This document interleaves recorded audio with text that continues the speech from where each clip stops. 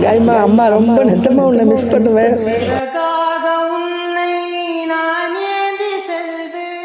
ரொம்ப நாளே கனவு நிறைவேறி போச்சு. 10 வருஷ கனவு அப்பா நிறைவேற்றி வச்சுட்டார். உனக்கு நல்லாரு, சந்தோஷமாரு.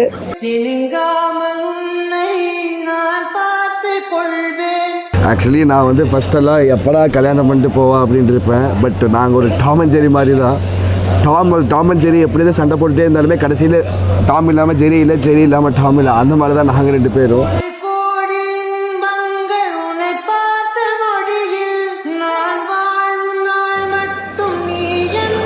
என்ன சொல்கிறது, அம்மா ரொம்ப மிஸ் பண்ணுவேன் உன்னை. அப்பாவும் உன் கூடயே தான் இருப்பார்.